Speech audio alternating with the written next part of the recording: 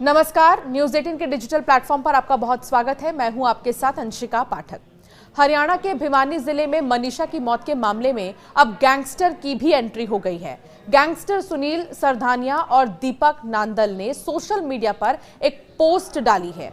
उन्होंने आरोपियों की जानकारी देने वाले को 51 लाख रुपए का इनाम देने की घोषणा की है। जी हां, 51 लाख रुपए इनाम देने की घोषणा की है। लॉरेंस गैंग ने भी इस मामले में इंसाफ दिलाने की धमकी दी। उनका कहना है कि अगर पुलिस और सरकार ने इंसाफ नहीं दिया तो वो खुद दे देंगे इंसाफ। गैंगस्टर सुनील सरधानिया और दीपक नांदल ने अपने सोशल मीडिया पोस्ट में सभी बिरादरी के लोगों को संबोधित किया। उन्होंने कहा कि मनीषा के मामले में सभी इंसाफ की मांग कर रहे हैं, लेकिन प्रशासन कुछ नहीं कर रहा है। शायद प्रशासन पर किसी का दबाव है, इसीलिए वो आरोपियों की जानकारी देने वाले को 51 लाख रुपए का इनाम देंगे। उन्होंने ये भी कहा है कि जानकारी देने वाले की पहचान गुप्त रखी जाएगी।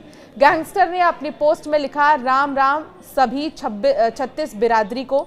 जो ये मनीषा बहन वाला केस हुआ है, इसमें हमने देखा कि सभी बिरादरी साथ में न्याय की मांग कर रहे हैं, लेकिन प्रशासन कुछ नहीं कर पाया या फिर किसी के दबाव में नहीं कर रहा है। उन्होंने आगे कहा कि हम आज अपनी तरफ से 51 लाख के इनाम की घोषणा करते हैं। जो भी आरोपी के बारे में बताएगा उसे इनाम दिया जाएगा और उसकी पहचान सेफ रखी जाएगी। इससे पहले लॉरेंस गैंग के गोल्डी ढिल्लों ने भी सोशल मीडिया पर धमकी दी थी। उन्होंने कहा था कि पुलिस और सरकार मनीषा को इंसाफ दे, नहीं तो वो इंसाफ दिलाएंगे। गोल्डी ढिल्लों ने अपने पोस्ट में लिखा था, पुलिस और सरकार मनीषा को इंसाफ दे, वरना हम उसे इंसाफ दिलाएंगे। भिवानी जिले में 13 अगस्त को खेतों में मृत पाई गई 19 साल की शिक्षिका मनीषा के मामले में हरियाणा सरकार ने सीबीआई को जांच सौंप दी है। बीते गुरुवार को हरियाणा के पुलिस महानिदेशक ने भी बताया था कि सीबीआई जल्द इस मामले की जांच शुरू करेगी।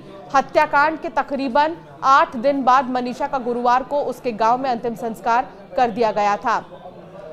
एक चीज और देखिए, सीबीआई का ये भी कहना है ना, अगर आप एक इंसान होने के नाते सोचे इसे, तो सीबीआई के लिए कितनी चुनौती है कि कहीं से पुलिस सपोर्ट उन्हें शायद ही मिले, क्योंकि भिवानी से लेकर रोहतक तक जब पोस्टमार्टम किया गया मनीषा का, तो उसमें यह दिखा दिया गया कि मनीषा ने जहर खाकर आत्महत्या की है। लेकिन सवाल यह है कि महज 19 साल की मनीषा को आखिर जिंदगी में क्या परेशानी थी, आखिर उसको किस बात की परेशानी थी। वो बहुत इंडिपेंडेंट लड़की थी, 19 ईयर्स की लड़की, जब एक जॉब कर रही थी, पूरे परिवार को संभाल रही थी, तो आखिर उसकी दुश्मनी किससे होगी।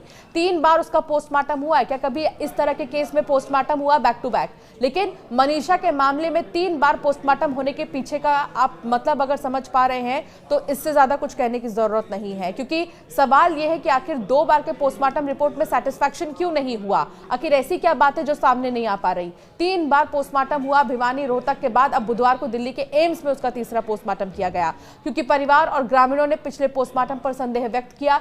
कथित तौर पर मनीषा के गले पर कट का निशान था। दिल्ली एम्स में पोस्टमार्टम के बाद मनीषा का शव उसके गांव पहुंचा, जहां भारी पुलिस बल की तैनाती के बीच अंतिम संस्कार किया गया। बीते दिन ही श्रद्धांजलि सभा का आयोजन किया गया था। जब सब पहुंचे, मनीषा को सबने श्रद्धांजलि दी और डीजीपी ने प्रेस कॉन्फ्रेंस कर भी कहा कि सारी जांच पोस्टमार्टम और फॉरेंसिक स्तर पर हो रही थी।